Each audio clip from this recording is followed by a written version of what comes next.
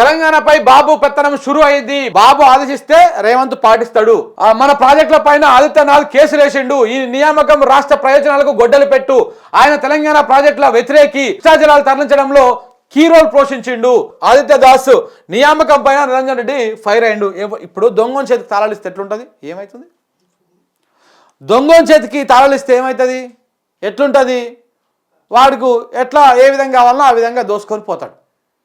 So అట్లనే ఇప్పుడు మన ప్రాజెక్టులను వ్యతిరేకించి మన ప్రాజెక్టులని మీద ఇది అక్రమము, ఇది ఆగము, ఇది అక్రమం అని చెప్పేసి కేంద్రానికి, కేఆర్ఎంబికి ఇట్లా లేఖలు రాసినటువంటి ఈ ఆదిత్యనాథ్ దాస్ అంటే ఆయన తీసుకొచ్చి ఇవాళ తెలంగాణ ఇరిగేషన్ శాఖకు సలహాదారునిగా పెట్టిరు.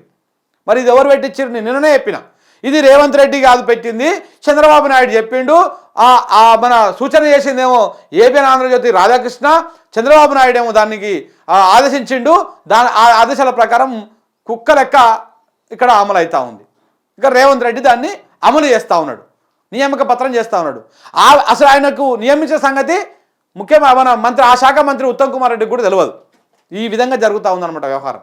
సో కాబట్టి ఇంకా దొంగని చేతికి తాళాలు ఇచ్చినట్టుగా ఇప్పుడు ఆదిత్యనాథ్ దాసుని తీసుకొచ్చి ఈడ కూర్చోబెట్టి నువ్వు తెలంగాణ కోసం పనిచేయడం ఎందుకు చేస్తున్నాడు? ఆంధ్రాకి ఎట్లా నిలుపోవాలి, ఏ విధంగా వాళ్ళు తరలించకపోవాలనేటువంటి కార్యక్రమం చేస్తాడు ఆయన. సో కాబట్టి ఈ నియామకాన్ని యావత్ తెలంగాణ సమాజం మొత్తం వ్యతిరేకించాలి. ఇది ఎట్లా ఉంటుందంటే ఇక మొత్తానికి ఆడ కూర్చోబెట్టి ఇప్పుడు మన ఇంటికి మీద మనోడికి ప్రేమ ఉంటుంది, అంతేగాని వీళ్ళు ఆగమైనా సరే అని చెప్పేసి అవతలోడు అనుకున్నట్టుగా ఇట్లా ఈయన ఏదైతే ఆదిత్యనాథ్ ఉన్నాడో ఆయన మన ఇంటి మీద ఎప్పుడు, మన రాష్ట్రం మీద ఎప్పుడు ఆయనకు ప్రేమ లేదు. ఈ కృష్ణా జలాల మీద ఎన్నోసార్లు ఎన్నో పదుల సంఖ్యలో లేఖలు రాసిండు. తెలంగాణకు వ్యతిరేకంగా లేఖలు రాసి ఈ నీళ్లను, కృష్ణా నీళ్లను ఏపీకి తరలించకపోయేటువంటి ప్రయత్నం చేసిండు. ఇప్పుడు ఆయన ఏకంగా తెలంగాణకి ఇరిగేషన్ శాఖకు సలహాదారునిగా వస్తూ ఉన్నాడు.